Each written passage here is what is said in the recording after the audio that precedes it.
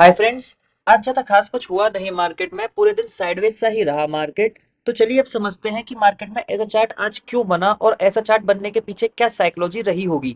तो चलिए अब सबसे पहले देखते हैं कि मार्केट में प्रीवियस डे एसएल कहाँ अवेलेबल है।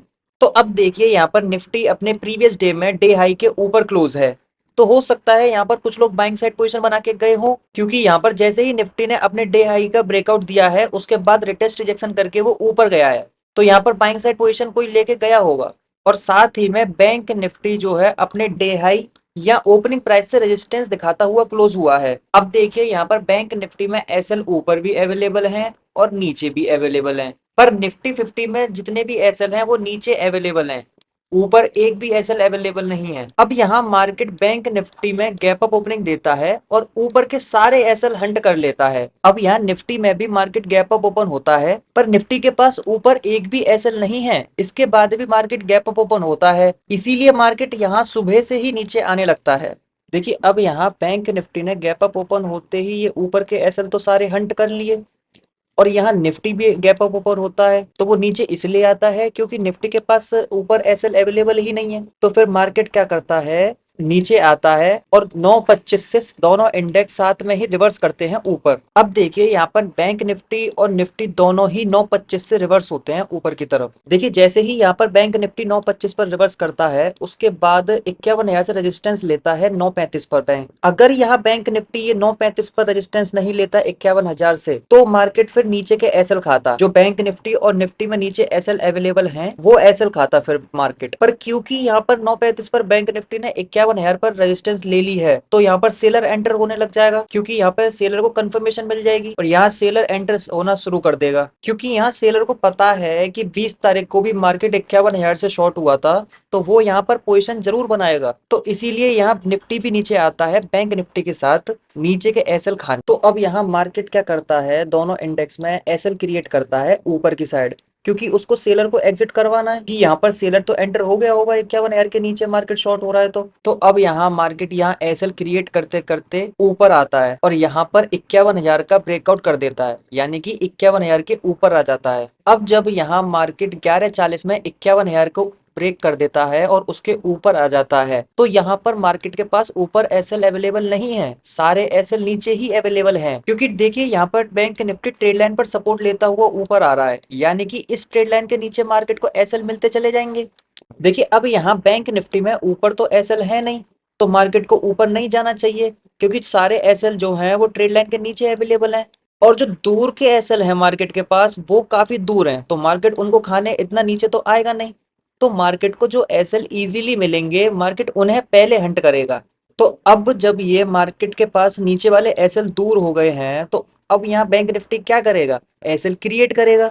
तो अब होगा क्या, यहाँ पर अब बैंक निफ्टी ने नीचे एसएल क्रिएट किए हैं, क्योंकि यहाँ देखिए मार्केट को इजीली दो जगह एसएल मिल जाएंगे। एक तो 51,000 के नीचे यहाँ बार बार सपोर्ट दिखा रहा है, और ऊपर से ट्रेड लाइन के नीचे एसएल अवेलेबल हैं। और फिर मार्केट निफ्टी में क्या करता है, देखिए अब यहाँ जो ये डाउनफॉल आया है मार्केट में 12 बजे के बाद, यहाँ पर समझने वाली बात ये है कि यहाँ सभी की साइकोलॉजी ये होती है कि अब मार्केट यहाँ से नीचे नहीं जाएगा। देखिए इतनी बड़ी कैंडल 5 मिनट में बन गई है यहाँ पर, और इस मूवमेंट को आने में मार्केट ने 1 घंटा लगा दिया, तो यहाँ पर सबका व्यू जो है वो बुलिश हो जाएगा। तो अब जब यहाँ इस 12 बजे के डाउनफॉल के बाद सबका व्यू बुलिश हो जाएगा, तो इस डाउनफॉल से ये कंफर्म हो जाता है कि मार्केट एक बार फिर नीचे आएगा, इसलिए मार्केट यहाँ 1 बजे आ जाता है नीचे। तो अब मार्केट के पास फिर ऊपर एसएल अवेलेबल नहीं है, क्योंकि मार्केट को खाने हैं नीचे के एसएल। तो अब यहाँ मार्केट क्या करेगा, एसएल क्रिएट करेगा। तो अब यहाँ मार्केट क्या करता है, दोनों इंडेक्सों में डबल बॉटम बनाता है, यानी कि एक डब्लू पैटर्न फॉर्म करता है। तो अब जब यहाँ मार्केट दोनों इंडेक्स में डबल बॉटम फॉर्म करता है और उस ही डबल बॉटम का ब्रेकआउट देता है, तो यहाँ पर कौन एक्टिवेट होगा, बायर्स लोग अपनी पोजीशन बनाएंगे। और देखिए यहाँ पर बैंक निफ्टी 51,500 के ऊपर ट्रेड कर रहा है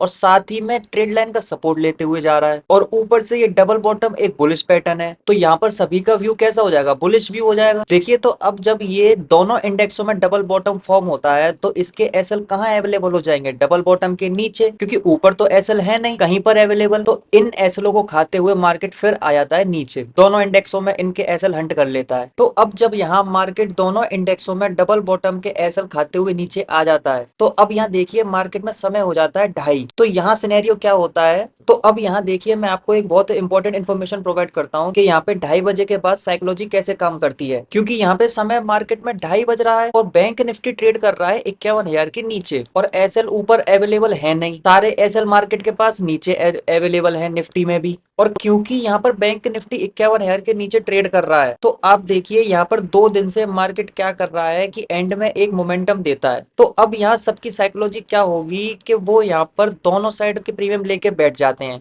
यानी कि कॉल का भी प्रीमियम लेके बैठेंगे और पुट का भी प्रीमियम लेके बैठेंगे, क्योंकि उनको पता है कि यहाँ मार्केट में एंड में एक मोमेंटम जरूर आता है। अब जब वो दोनों प्रीमियम बाय कर लेंगे, कॉल के भी और पुट के भी, ये सोचकर कि मार्केट कहीं तो जाएगा, क्योंकि पिछले कुछ दिनों से मार्केट वन साइडेड मूव दे रहा है, तो इसलिए वह दोनों प्रीमियम बाय करके बैठ जाते हैं। तो इसलिए मार्केट यहाँ से भी नीचे नहीं आया, क्योंकि जब वो दोनों साइड के प्रीमियम लेके बैठे हैं और ऊपर से मार्केट यहाँ 51,500 के नीचे भी ट्रेड कर रहा है, तो जो लोग यहाँ पर दोनों साइड के प्रीमियम लेकर बैठे हुए हैं, तो अब यहाँ मार्केट ना ऊपर जाएगा और ना नीचे जाएगा। तो जो लोग यहाँ पर दोनों साइड के प्रीमियम लेके बैठे हुए हैं, कॉल भी और पुट भी, मार्केट उन दोनों के प्रीमियम यहाँ पर जीरो कर देता है।